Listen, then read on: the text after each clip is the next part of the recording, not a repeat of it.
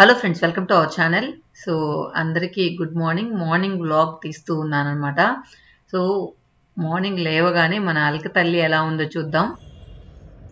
Alka Alka good morning చిన్ని తల్లి good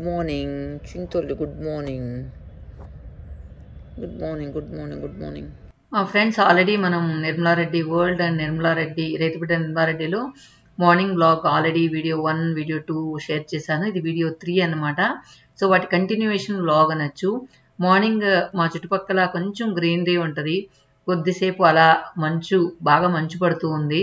అలా చూస్తూ ఉంటే నిజంగా ఆహ్లాదంగా ఉంటుంది. సో ఇక బయట పని అంతా అయిపోయింది. ఇంకా రండి లోపలికి కిచెన్లోకి వెళదాం. ఈరోజు కిచెన్లో ఏంటంటే కొంచెం క్లీనింగ్ ఉంది. సో ఫస్ట్ వంట త్వరగా చేసేసి తర్వాత క్లీనింగ్ చేద్దాం అనుకుంటూ ఉన్నాను. సో మొత్తానికి కొన్ని నేను యూజ్ చేసే టిప్స్తో ఈరోజు వీడియో స్టార్ట్ చేద్దాం. నేనైతే ఎక్కువగా మ్యాక్సిమం వంటకైతే కుక్కర్లో యూజ్ చేస్తాను. లాస్ట్ వీడియోలో కూడా షేర్ చేసుకున్నారు. చాలామంది నాలాగే ఉన్నారు కుక్కర్లతోనే వంట చేసేదానికి. తల్లి చిన్ని తల్లి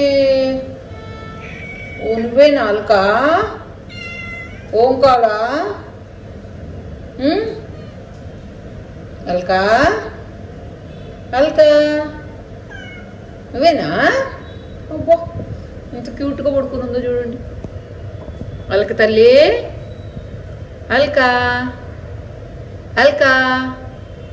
అల్కవా నువ్వేదో పెడతావని అల్కా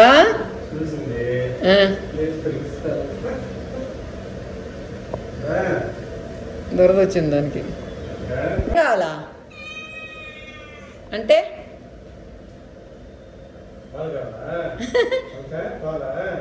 దా పాలు పోస్తారా? పాలు పోస్తుందా? దా దా దా కాదా పట్టుక బోలు తెస్తాయిడే పొద్దు.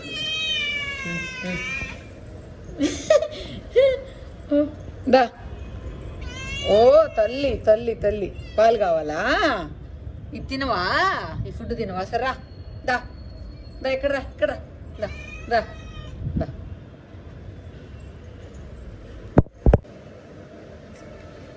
తాగు.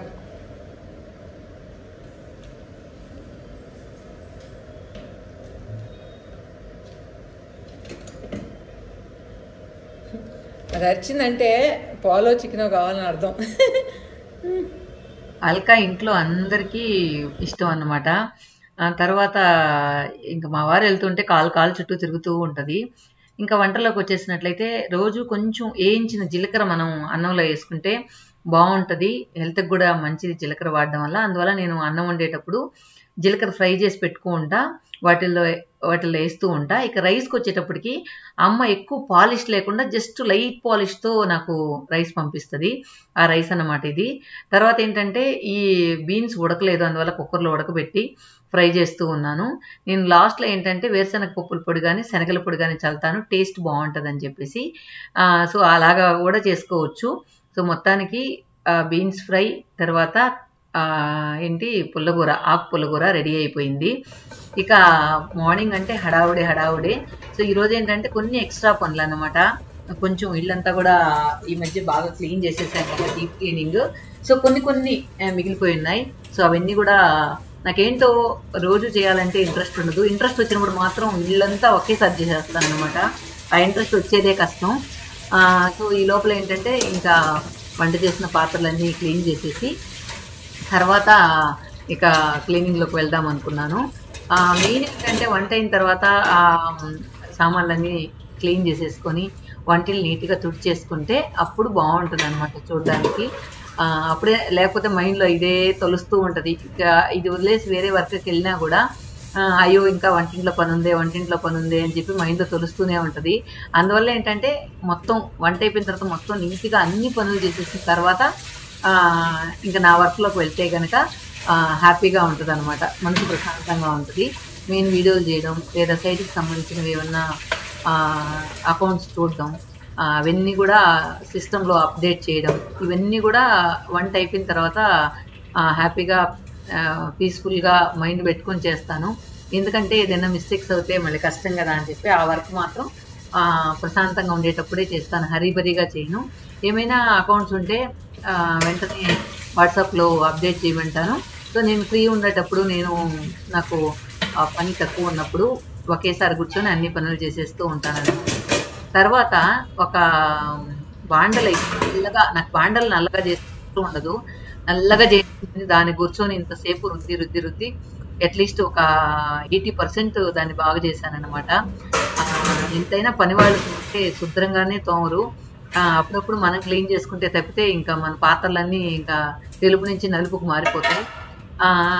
జస్ట్ ఏంటంటే కొన్ని ఏంటంటే ఊరికే అలా మూత పెట్టి అలా పడేసి ఉంటాం కదా షింక్లో, అవన్నీ జస్ట్ ఊరికే అలా క్లీన్ చేసేస్తూ ఉంటాను అనమాట. అవి ఇంకా సాయంకాలం దాకా అలానే ఉంచకుండా ఇంకా ఏమైనా ఎక్కువగా కష్టం ఉన్నట్టు మాత్రం అలా వేసి పెడతా, కానీ మిగతా అన్ని నేనే క్లీన్ చేసేస్తూ ఉంటాను. ఈ సింక్ నిండా సామాన్లు వేసినా కూడా నాకు ఉండదు, అందువల్ల ఎప్పటికప్పుడు క్లీన్ చేసేస్తూ ఉంటే బాగుంటుంది అని చెప్పి అలా చేస్తూ ఉంటాను.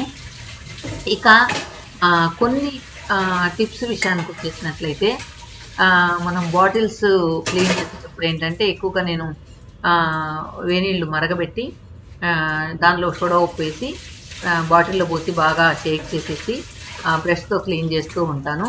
ఇంకా ఇది వచ్చి మనకి ఎక్కువ రోజులు పాడవకుండా గ్యాస్ కట్ ఉండాలంటే మనం క్లీన్ చేసిన వెంటనే ఫ్రీజర్లో పెట్టి యూజ్ చేస్తూ ఉంటే, స్టార్టింగ్ నుంచి కొత్త దాని నుంచి కూడా ఫ్రీజర్లో పెట్టి కానీ యూజ్ చేస్తూ ఉంటే మనకు ఎక్కువ రోజులు ఉంటుంది. అట్ ద సేమ్ టైం మనకు కొన్నిసార్లు ఏంటంటే మనం అన్నం పెట్టినా కూడా నీళ్లు బయట కొట్టేస్తూ ఉంటుంది కదా, అలా కొట్టేయకుండా ఉంటుంది అనమాట. ఇవన్నీ కూడా నేను యూజ్ చేస్తూ మీకు చెప్తున్నవి, నేను ఫేస్ చేసిన వాటన్నీ కూడా. ఇందాక చెప్పాను కదా, సో ఎలా తోముతారు వాళ్ళు అనేది చూడండి, ఎంత నల్లగా అయిపోయిందో నేను గమనించుకోలేదు. ఇప్పుడు నేను క్లీన్ చేస్తూ ఉంటే ఇది బయటపడింది అనమాట, తవ్వకాల్లో బయటపడినట్టు.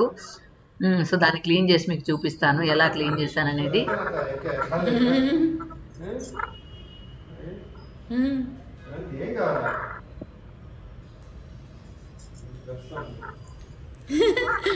ఇందాక చెప్పాను కదా, మా వారు వస్తే ఇంక వదలదు, ఇంకా పోనీదు. బయట వెళ్ళేటప్పుడు ఇలానే పట్టుకుంటుంది, వచ్చేటప్పుడు ఇలానే కాలు చుట్టూ తిరిగి రాసుకుంటూ ఉంటుంది అనమాట. రాలేదా రాలేదా ఏదో చికెన్ వేస్తాం అనుకుని వచ్చినట్టున్నది. సో మొత్తానికి నేను క్లీన్ చేసేసిన తర్వాత ఇది కూడా అంతే 80% క్లీన్ చేయగలిగాను. సో మనం అప్పుడప్పుడు క్లీన్ చేసుకుంటేనే వస్తువులు బాగుంటాయి, లేకపోతే ఇంకా వాటిని చూడబడలేదన్నమాట, అలా అయిపోతూ ఉంటాయి.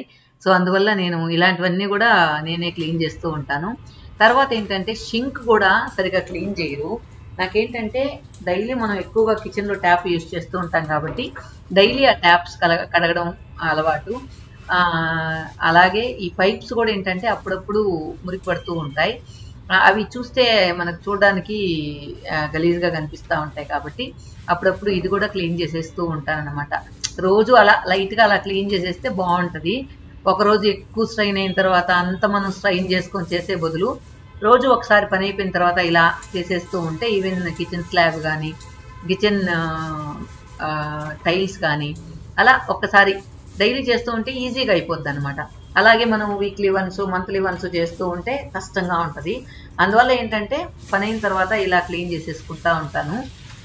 ఇంకొకటి ఏంటంటే మీరు ఆ డ్రైనేజ్లో నీళ్లు పోకుండా ఉంటాయి కదా, సో ఒకసారి ఏంటంటే చెన్నైలో కూడా మా ఫ్రెండ్ వాళ్ళ ఇంట్లో చూపించాను కదా, జస్ట్ వడగట్టుకునే దానిలాగుండి ఉన్న చెత్త అంతా వడగట్టుకొని సింక్లో వేసేస్తూ ఉంటుంది, అలా కూడా యూజ్ చేయొచ్చు. లేదంటే మనం అప్పుడప్పుడు హాట్ వాటర్ ఆ పైప్లో పోస్తూ ఉండాలి, బాగా కాచిన నీళ్ళు. ఎందుకంటే మనం ఆయిల్ ఐటమ్స్ కడుగుతూ ఉంటాం కాబట్టి అవి డే బై డే ఆయిల్ వచ్చి అందులో బాగా స్ట్రక్ అయిపోతూ ఉంటుంది.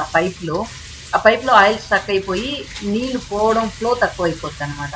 సో అలా కాకుండా మనం అట్లీస్ట్ ఇదైతే రోజు చేయక్కర్లేదు, ఒక వారానికి ఒకసారి బాగా నీళ్లు బాగా సలసల తెల్లబెట్టి ఆ హోల్లో పోసేస్తే మనకు ఆ పైప్ అంటుకున్న ఆయిల్ అంతా కూడా కరిగి వెళ్ళిపోతూ ఉంటుంది.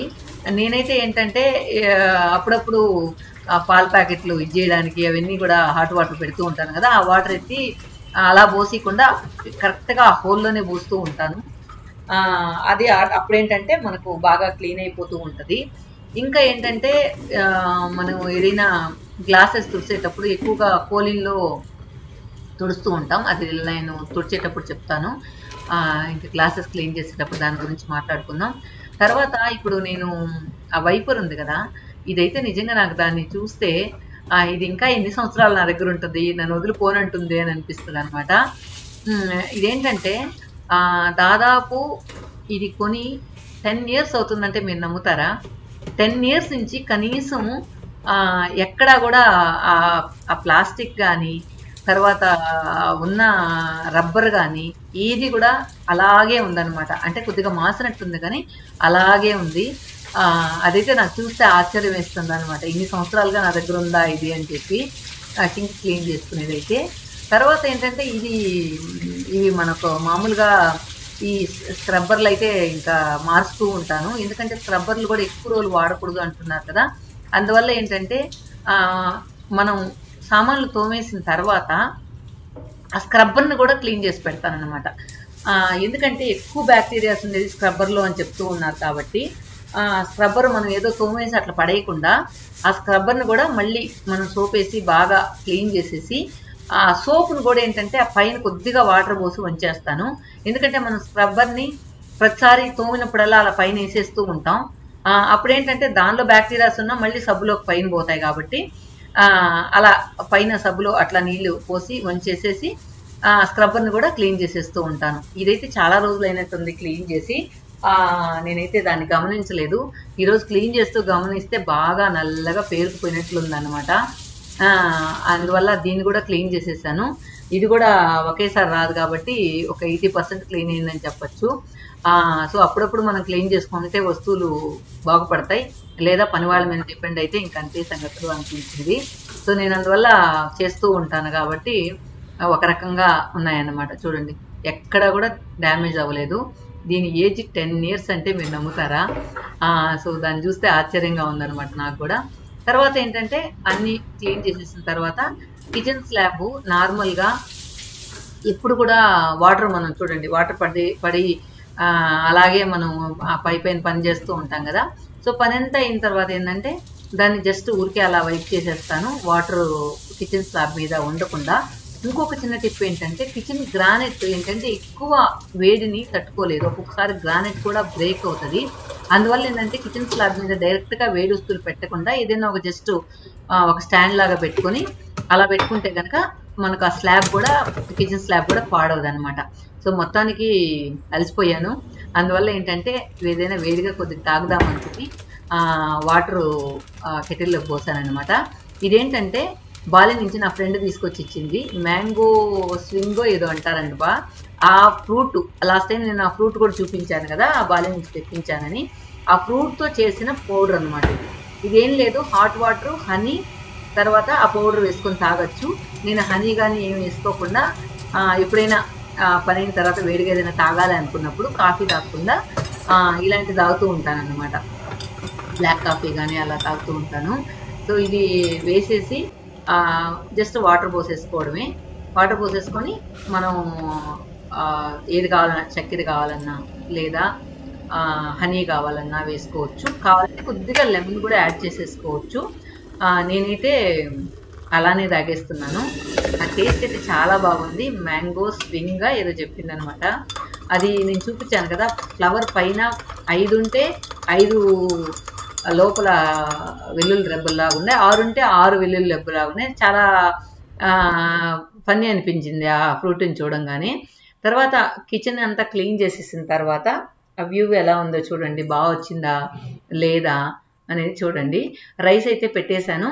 రైస్ ఏంటంటే తినే ముందు ఒక 5 minutes ముందు వేడిగా వండుకుందామని కడిగి అన్ని జీలకర్ర అంతా వేసేసి కిచెన్లో పెట్టేస్తానన్నమాట. తినే ముందు వెలిగించుకుందామని.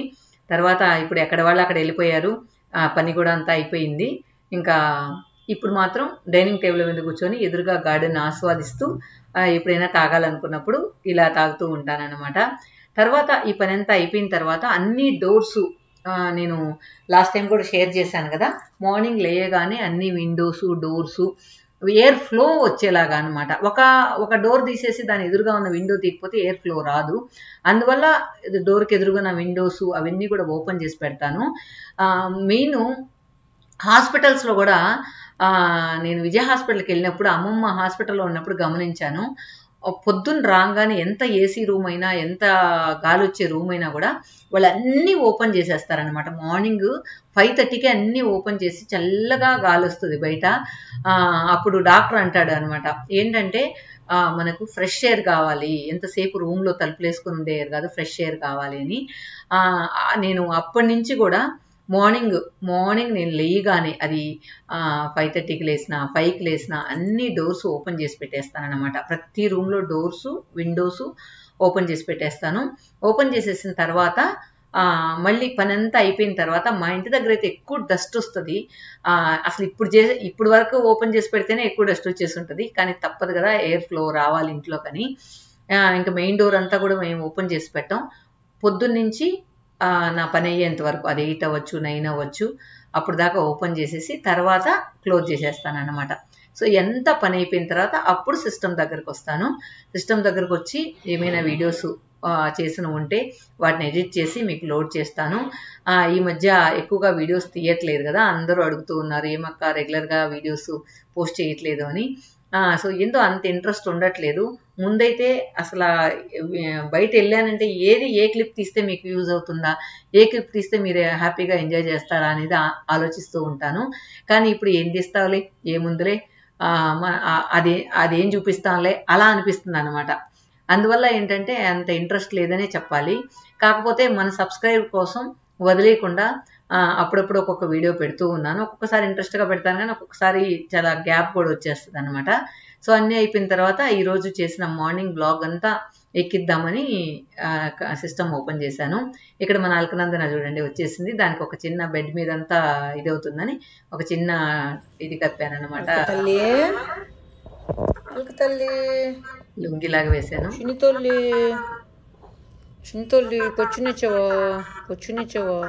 ఇదేంటంటే ఇది నేను ఏ రూమ్లో ఉంటే ఆ రూమ్లోకి వచ్చి పడుకుంటుంది.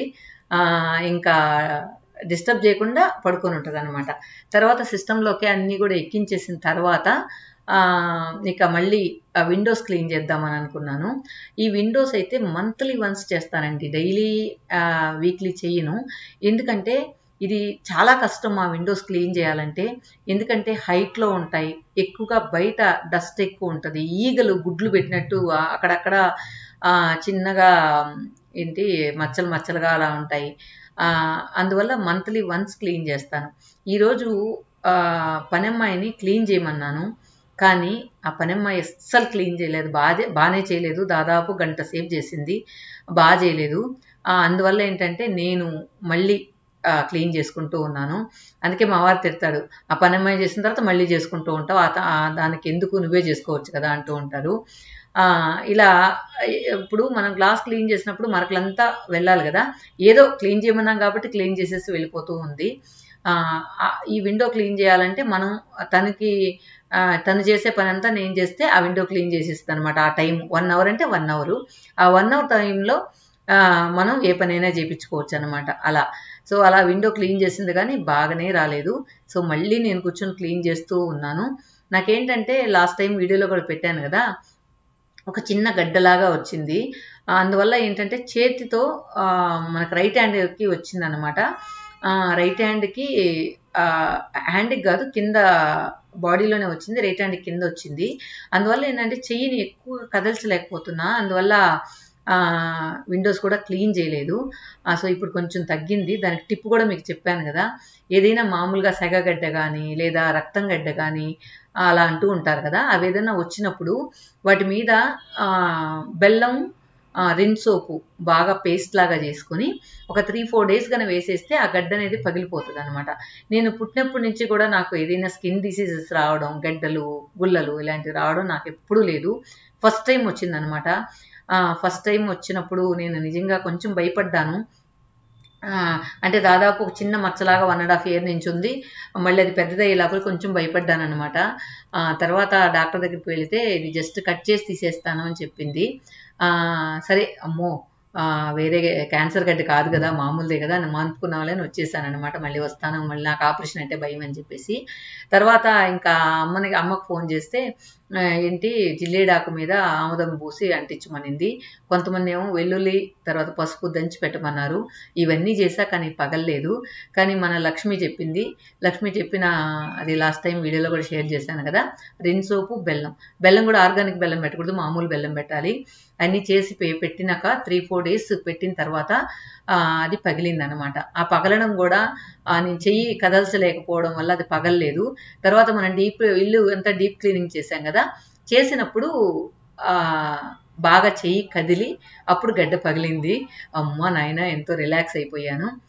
తర్వాత నెక్స్ట్ డే వచ్చి ఇక కబోర్డ్లంతా అన్నీ డీప్ క్లీనింగ్ చేశాం కానీ కబోర్డ్లంతా సర్దలేదు. సో ఇవంతా కూడా సర్దుదామని కూర్చున్నాను అనమాట. సో మా వారివంతా కలర్ వైజ్ పెట్టాను అనమాట. So white, light colour, dark colour అలా పెట్టాను. ప్యాంట్లు కూడా కలర్ వైజ్ పెట్టేసి మిగతా అన్ని కూడా క్లీన్ చేద్దామని ఇట్లా పెట్టుకున్నాను. ఏంటంటే వీటిలో చాలా వరకు పనికిరాని ఉన్నాయి. అప్పుడప్పుడు క్లీన్ చేసేసి అమ్మకు పంపించేస్తూ ఉంటాను. అక్కడ ఎవరైనా మనకు హెల్పర్లు ఉంటారు కదా, వాళ్ళకి ఇవ్వమని చెప్పి. అలానే నా బట్టలు, పూజీ బట్టలు, ప్రణవ్వి, ఈయనవి అన్నీ కూడా క్లీన్ చేస్తూ ఉంటాయి. ఇవి మా ఇద్దరివి అన్నమాట. సో ఇవి అమ్మ కోసం, అమ్మకి ఊరికి పంపిస్తే అక్కడ ఇచ్చేస్తుంది. నాకు కూడా కబోర్డు క్లీన్గా ఉంటుంది. మనకు కావాల్సిన బట్టలే ఉంటాయి, అనవసరమైనవి ఏవి ఉండకుండా క్లీన్ అవుతుంది. మనం హెల్ప్ చేసినట్టు కూడా ఉంటుంది అనమాట.